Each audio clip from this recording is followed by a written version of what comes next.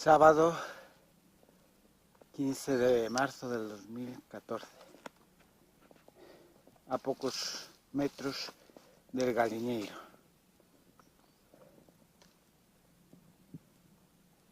Me ha encontrado un grupo de cabras.